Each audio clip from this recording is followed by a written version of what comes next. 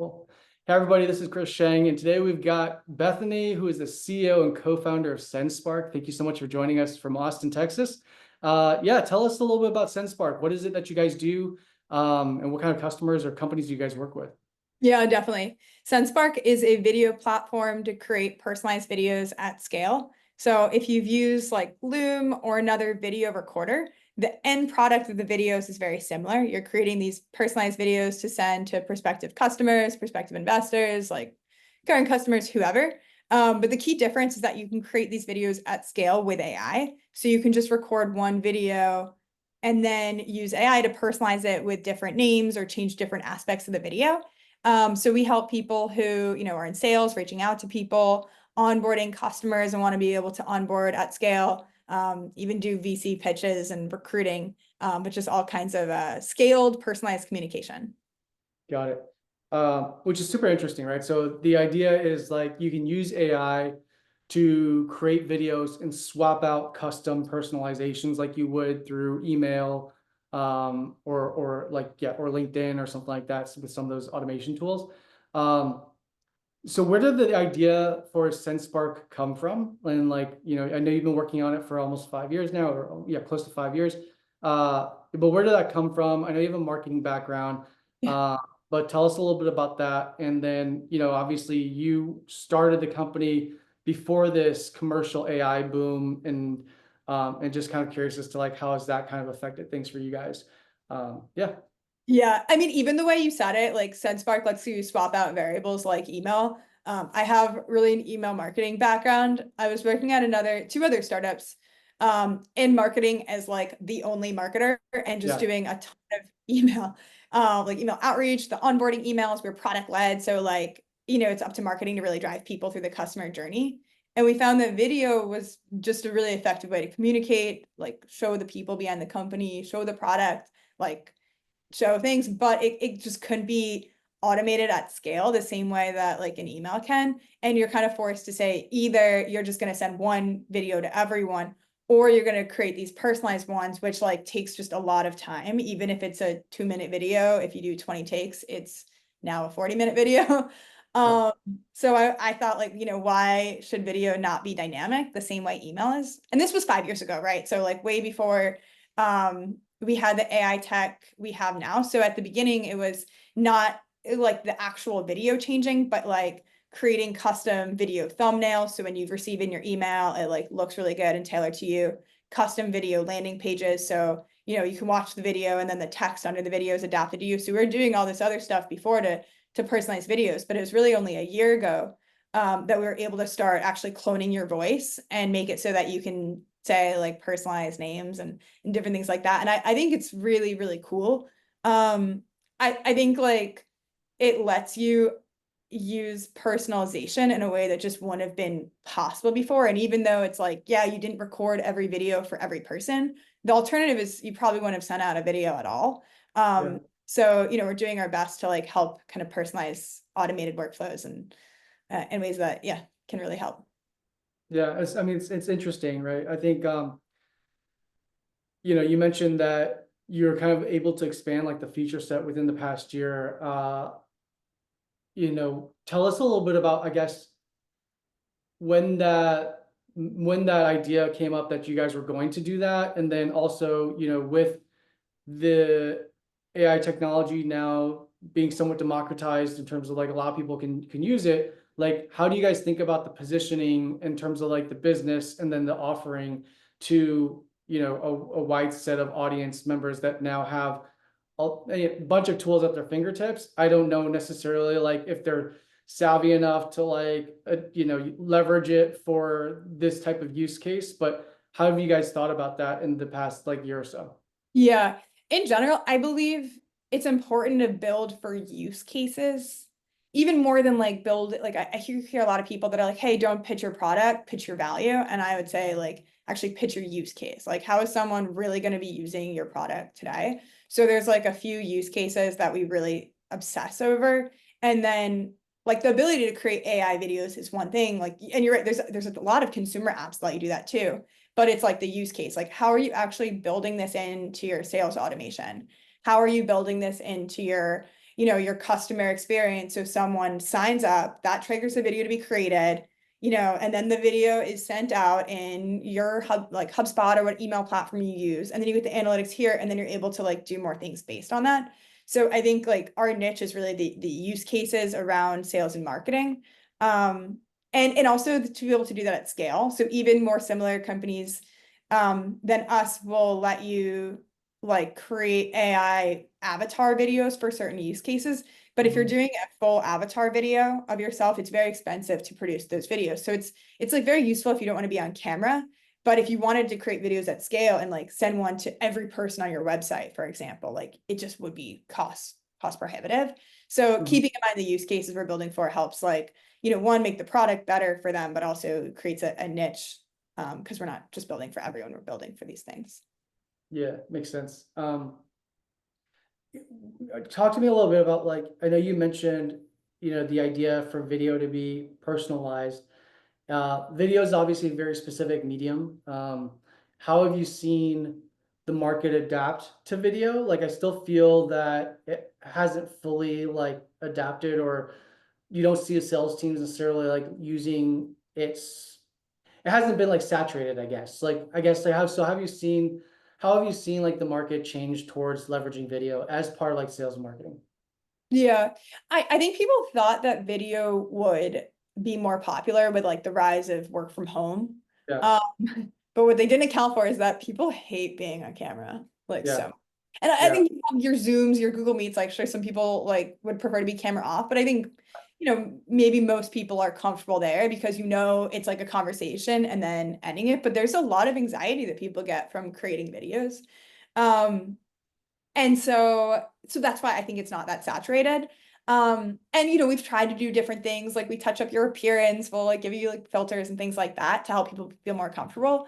Uh, but it's hard, but I think that means that for the people willing to do it, you're going to get a huge advantage because not everyone's doing it, and it does, Mhm. sell and help you connect better.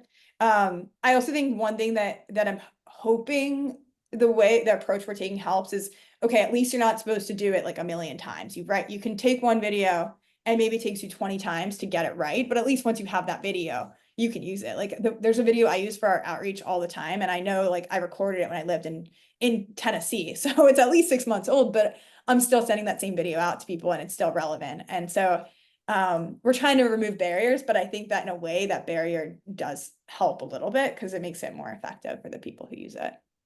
Makes sense. I'm curious also your thoughts, and then I would like to talk a little bit more just about your journey into becoming a founder. But like, with you talking about like making an AI avatar of yourself that can be somewhat realistic, but at the same time, I feel like a lot of people can still tell that it's AI generated. Versus what you guys are doing, which is like a real video but slightly tweaked. And so, what are your thoughts on that? Right? It's like, is AI avatar something that you guys are going to lean into the future, or do you think it's like Hmm. something where I'm thinking about it from like a consumer perspective or like as a buyer, right? Like, I'm dissuaded when I see things that are actually like AI produced. Um, and I don't know if that will become more common, and just, I'm an anomaly, or if that will be something that's more of a trend where people want to see something that still feels like real. Yeah, I mean it's tough. Like I I see why people like it, especially because it helps you like not be on camera. But I think it depends on like to me the difference is do people have to watch your video or are you trying to get them to want to watch your video? Because if they have to, like if you're doing educational content, a required training for your team, it's like fine, do the avatar. Like they have to sit Yeah, there. But if you're in like sales or even like customer success and you're trying to get people to watch, like even if you feel uncomfortable with how you look on camera, like people like you're weird and that's how you like connect and relate. So the way I think about it is we're just gonna do what helps our customers be successful. I'm not like oh, this is bad. I also just think maybe, maybe the technology will get better, but will it ever? Because sometimes like perfect isn't really yeah, gonna be good. So even if it was perfect, is that you? yeah. So it's tough. I don't have a good answer other than that. Like we're just kind of keeping an eye on it and seeing how like the tech develops and the market responds. But I want to set our customers up for success, not failure. So if we're like, this clearly isn't going to help you sell, then we're not going to put it in the product. Fair enough. Cool. So I would love to kind of just get into, your founder journey, right? So you've been at this for 5 years almost. You said you came from like a marketing background, working with some other startups. Yeah. Just tell us a little bit about what that was like. I mean, even getting into like marketing for startups, I feel like, a lot of us just haphazardly somehow end up there and then find out like that's kind of our niche, and like we find our strengths align with whatever that specific role entails. But how did that come about? And then how did you make the decision to go from, salaried employee to then like make the leap and take the risk to becoming a founder? Yeah. I kind of accidentally fell into marketing. I knew actually, no, I'll tell you how I ended up in marketing. I knew I wanted to start a company at some point, but I didn't know what or when. And I remember my like first marketing 101 class in college, the professor said, more CEOs come from marketing than any other department. Mm, So I was like, okay, cool. Like I was like had that in my head a bit. And then I just kind of fell into my first marketing job. And I think marketing's amazing because you're in the middle of so many things. You're like, you're connecting product, sales, customer experience, like especially for a PLG product, like marketing is how you drive revenue and expansion in a lot of ways. So I kind of stumbled there and like fell in love with it. I worked at a startup, and I think part of that's like, I thought I want to start a company, but like, what does that mean? What is a startup? Like, how does that work? So I worked at one startup for 2 years, and that's where I met my now co-founder, our first investor, many of our first customers. And then I worked at another startup that was in the video space, and that's how I fell in love with video. And then, started the company from there. The funny thing is that the final trigger, you asked how I went from a salaried employee to a founder, and it's that both me and my co-founder got laid off at the same time. So we're like, seems like a good time to start a yeah. company. But yeah, so it was, a little bit of luck, but we'd also been working at startups for 3 years and kind of put ourselves in a position where when we were ready, Mm, we kind of weren't starting totally from zero. yeah, makes sense.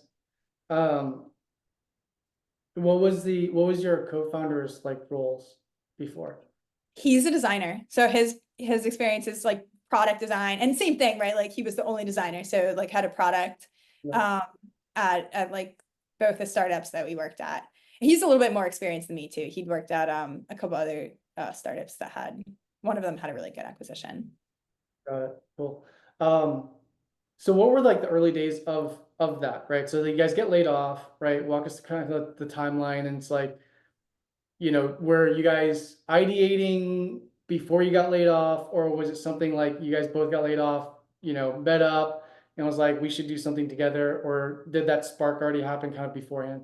I'd say before. I mean, we had like countless business ideas, and we actually worked together at both those startups, right? So we'd been working together for 3 years and had like a million ideas. We'd actually almost started another company with another friend like a year before that.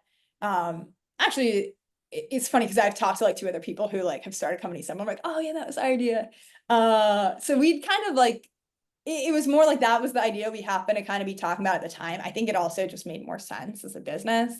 Um, I don't really remember exactly where we were. Like I think we also like kind of knew the layoff was coming too. So we maybe had like, you know, a month leading up to it before. And the thing is that we were actually living in Minnesota at the time. So I'm a warm weather person. So I already was like, this is a little cold for me here. It's getting close to winter. I need to get out of here. So then the question was just like, should I go back where I'm from in the New York area, or should I move to Texas and start the company? So we kind of, I think it was maybe like a month that we were kind of figuring things out. Like, should we do it? Like, worst case, we'll just get other jobs later. Like, why not? Got it. Got it. Okay. And so you guys make the decision to do it. And what was the process like for you guys? Because it's so unique for every company, right? So were you guys bootstrapping in the very beginning, like working out of a library, working out each other's homes, or how was that until you kind of got some piece of the product out there and then getting that, iterative feedback loop ultimately from real customers? Yeah. So neither of us are developers. So our options were, and when you're not a developer, you need to pay for developers. So we raised funding very early. Okay. We raised, I forget the amount. I'm going to say it was like it's a small amount in funding terms, a large amount in normal terms. But I think we maybe raised like 100 or 150,000 to just like kickstart things early on. And we're living in San Antonio, which is like pretty cheap. I think I had three roommates Yeah. at the time. And so like we were just trying to like really, make that money last. Yeah. We hired a developer and we're able to like kind of build out a proof of concept. And then we did 500 startups as an accelerator. And then that is when COVID happened. So we were in the first remote cohort of 500 startups. And so, and then, and at the early time, we were actually working in person at an office, just out of our investor's office in San Antonio. And then we went remote. And then once we went remote, we started hiring, internationally. And so now we're forever remote. Got it. Got it. Interesting. So going from bringing in the engineers to then bringing on an engineer to help you kind of develop that to then going into, the first customer, all this happening during COVID, right? So like 500 startups, getting a product out, talking to your first few customers. How long was that process like? And then what were the immediate thoughts kind of like when COVID kicked in? Was it like, this is going to be great for us because everybody's going to be on video, or was it like, We were just a little too early at that time. Like the thing is, before then, like no one was using video. Like, yes, Loom existed, Vidyard existed, but like it was rare. Like Loom was still pink. Like it was like I know they changed the colors after that. It was like it was so early. So I think early on we're like, oh, we have more time to like figure out what we're doing. And then that was like an accelerant, but we were like a little too early to take advantage. Like we didn't have screen recording, but like we were just too early. So but then that being said, I think there like more demand is both good and bad, right? It means like all of a sudden everyone was like hearing about our competitors. But there's also more market demand. So what it forced us to do was to really segment. At that point, like we were more open to just being like video for the workplace and having kind of mix of everything because it wasn't really that competitive back then. But with the rise of the market demand and then the rise of competition and our competition raising crazy funding, then that really forced us to like find the niche that we are going to own and make sure that, we're not going to beat Loom on a horizontal, for everyone spectrum, but we can have this one space that we're absolutely 10 times better, 100 times better at. And like people, when they're like, yeah, I do this, it should be a clear answer which tool they're using. And ultimately, I think that was really good for us. And I'm glad that we took that route. So, in hindsight, it all worked out, but I wouldn't say it was like we yeah, were celebrating at the time. We're like, oh God, we're not ready. And also like, there's a pandemic and my husband works in medicine. So there was a lot going on. yeah, I bet. Part of these conversations is also like, I guess, hearing like the war stories from founders. Has there been any, I mean, being around for 5 years already, you kind of statistically have outlasted, 90 some percent of startups that start at the same time as you, right? And so I'm sure there's been ebbs and flows in that period, ups and downs. And how do you feel maybe your soft skills or just even like expectations going into this as like being a founder and having made that decision, has either met, surpassed, missed completely, in terms of what your idea being a founder was going to be like? Yeah. Um, it's a great point. So one thing I'll say just in terms of the lows, I would have thought like, people talk about startups and highs and lows, and you kind of think it's going to be like really good things happen and then really bad things happen.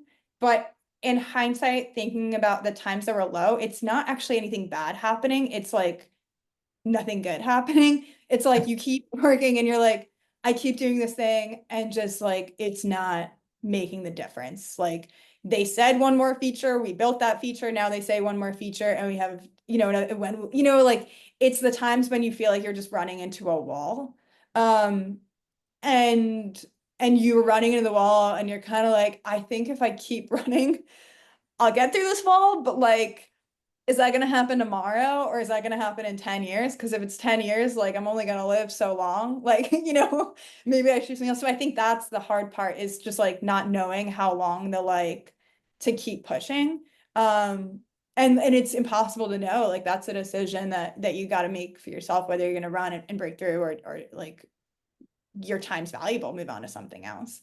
So those are lows, but and then the highs are so high, right? Like, I mean, that's definitely true, and that's a lot of fun. So if I have like advice to people listening, I would say like most important thing is like making sure that you're working with people you really, really like and respect. Like obviously your team matters a lot, like that they're the ones who are going to make it. So when something bad happens, it's funny and you're Yeah. making it together. And then also your customers, like make sure like these are people that you're kind of dedicating your life to solving a very specific problem of theirs. Like you got to make sure that you love them and you love that problem and you love getting your head in it every day. Yeah. I love that. I love that the description of like the lows of it's almost like the running on the hamster wheel feeling and just not knowing if and when it's going to end. Um, for you, and I don't know if that's ended or if it's just kind of like redefined itself in a different way. Um, but when was it where you felt like, oh, there's a window here, that's shining a little bit of light at the end of the tunnel?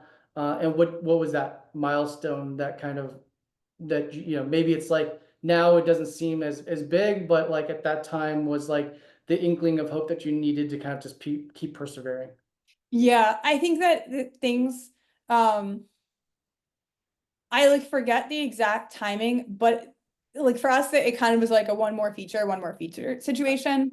And then when we introduced the AI voice cloning, like that just really resonated with people. And I just remember like it was really buggy when we first released it. And people were like, I don't care, like this is fine. And we're like, we put everywhere, we're like beta, beta, beta, like and but it was just so cool to see that excitement from people, and plus just other stuff at that point was like working better. Like we'd also like gotten to the point where our earlier customers were also having really good success even though they maybe weren't using that feature, and just like more kind of stuff that had like snowballed together. So we just started seeing like a lot of like all of a sudden it went from running on the hamster wheel to things compounding. Yeah. And that is like fun. And then there's other challenges that happen, but if there's something's like a challenge, you just deal with it. It's the running on the hamster wheel that I think is what like really is the hardest thing about being a founder. And from Yeah. my It's probably the most draining aspect, right? It's because because of the unknown quantity. And then I mean, when you're saying like those challenges of having the demand for the product, even though it's buggy, like those are good challenges, right? Like that's like the exciting. Yeah. I'm sure like you feel like you're putting out fires, but at the same time you want to make everybody happy. But it's like that's like where you're starting to feel more of like that pull versus the push around like market fit, right? Yeah. Uh, Interesting. Well, as we're running up on time here, I would just kind of like to get a better understanding around like, how have things kind of, settled in the past like year or couple of years, in terms like maybe like from a go-to-market perspective. I feel like a lot of businesses are facing challenges. There's just a lot of things happening, a lot of like new technologies coming out, a lot of like different types of like, AI agents and things like that. I don't know. I know there's like, I feel like it's like 90% marketing and 10% like real. A lot of times, because I have yet to really kind of see direct like ROI in terms of like adding top line revenue to some of these things, or like true like cost savings happening. And that might just be like the nature of where we're at, right? It's gonna take a year or so to kind of like have a bunch of these things come out, whittle down the ones actually delivering true value, people experimenting with it, churning from them, and then picking the things that actually work. But like, how do you guys think about that? And just from your own personal go-to-market, and also how maybe your customers like go-to-market has changed. Yeah, yeah. Okay, so two things to say on that. One is when it comes to like knowing if the AI tool that you see they're marketing is legit or not. Like the question that I always ask myself is like, is this automating something that I would otherwise do myself, or do I expect this tool to figure out something that I can't figure out? So like if like for example, there's a tool that we're using to find lookalike audiences of our customers. So like customer, we have these customers and they'll find similar companies. And like that's totally something I could do myself, but it does it way better and faster. So it's like really cool. Versus like I wouldn't expect an AI tool to like find product market fit or like Yeah. figure something out. Because if it is, I think your expectations are too high. So that's how I think about it. And then that would be my recommendation is like, does it seem believable or is it magic? Because it's magic doesn't exist yet. But if it's like we clone your voice, like it's not like rocket science, right? That said, how I've seen like our go-to-market and our customers go-to-market changes, it's not even necessarily tied to AI. Like except for maybe you could use tools to like help with certain parts. But I think it's the more we lean into marketing and then have like a coordinated sales strategy that works well for us. And as a startup, you don't have money to do like infinite brand marketing. So if you can run coordinated plays, like, okay, we're going to do this activity, this event, this whatever, and it's going to attract people like this, and then we'll reach out. That works really well. And I'll give you some numbers. So like a year ago, like last December, we weren't really doing this. We were sending a lot of just cold emails to everyone with kind of the right title and the right space. We were sending videos, so we were booking a lot of demos. But the problem was when we talked to people, they like didn't really know what we did. Videos of vague categories, like do you do content marketing? Like they didn't really know what we did. So we do the calls and like the close rate was really low. It was like 15%, like plus or minus. So it was a huge waste of time because like I didn't have a sales team. I was like doing all these calls and closing terribly. And so then we started doing more like marketing driven sales. And then it was just like you could feel the difference. You get on the call, people know who you are, they've seen your stuff, they already are excited because they're like, oh, I saw my friend, or like my friend shared this thing and they did really like it's like you're going in such a different perspective. Like you already have a little bit of credibility and trust. So the close rates like shot way up. So I'd say like, even without a marketing team, like just try to do a little bit of, this and that. Got it. Very cool. On that note, Wesley, thank you so much for taking the time and just sharing your insights and just sharing what you guys are doing and then how you guys got there. Super valuable and super insightful. Yeah, it's my pleasure. Thanks so much for interviewing me.